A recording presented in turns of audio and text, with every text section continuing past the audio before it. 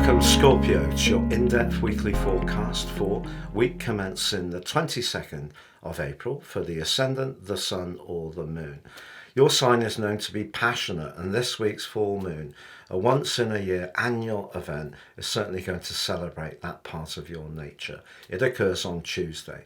But let's just wind back to the start of the week. I'm showing the event chart on the screen, and the moon is actually secluded in your 12th house as you enter this week, suggesting there may be something that you're thinking very deeply about. But Mars, your traditional ruler, is in a galvanizing link with Jupiter. That's very high energy. And if you are someone who's quite sporty or competitive or wants to test out your creativity, that combination is incredibly good. Also, Mars is continuing to link brilliantly well with Uranus, urging you to be a bit different in your approach to how you connect to people. The 7th house is our connection to others. But of course, the Sun alighted in that area last week, immediately clashed with your modern ruler Pluto, and that influence continues as this week begins. And that takes us to that full moon. The full moon in your sign suggests that something you feel very strongly and deeply about, you may need to come into the open with this situation. If you are reluctant to do so, the fact that Pluto is in your 4th house, and Pluto can be about secrets, and is going to intersect the full moon and the Sun in a T-square, suggests over the next couple of weeks that even if you're very tentative about talking about something that's very personal to you, about a family matter, about family dynamics or connections with all sorts of people, if there's something that's working its way through your situation, there may be part of you that is a little bit hesitant to express yourself. But Venus, the planet of relating, is in a conjunction with Chiron as this week begins.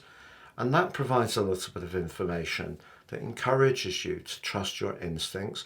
Also, Mercury, still in its retrograde to Thursday, is very close to the North Node. And they're in the part of your situation to do with obligations and practicalities.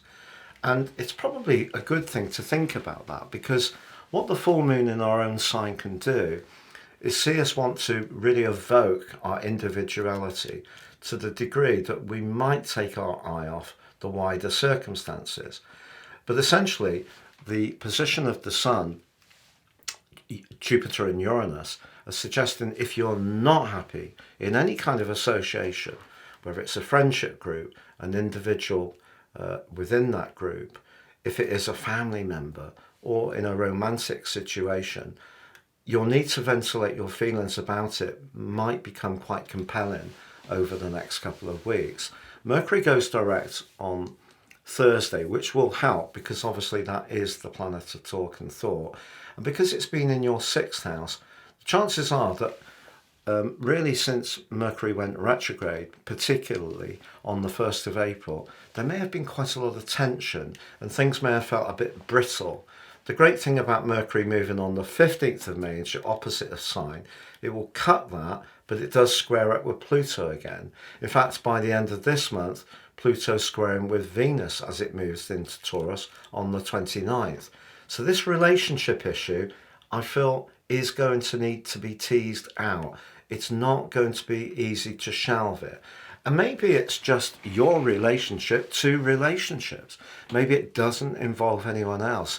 Perhaps it's to do with very deep changes going on within you, which Pluto in your 4th house could be evoking. For some people, this particular full moon, with Uranus in your 7th house, and Pluto intersecting the moon and the Sun, suggests that you may want to liberate yourself from something that's not working, or at the least give yourself a little bit of space, step back a little bit while you work out exactly what you need. Now, if your relationship situation is going really well, perhaps the full moon is a bit of a challenge to yourself to adapt to what's required. You know, we are needed to be more interactive in relationships, and if that's something that you've not had in your situation more recently, that's going to take a little bit of a time to work into your way of being. So have patience with yourself if a particular tie is showing promise.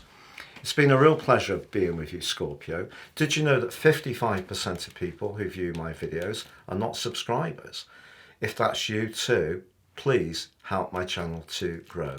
Click that subscription button and the bell notification symbol. Thank you so much. Have a great week. All the best, Patrick.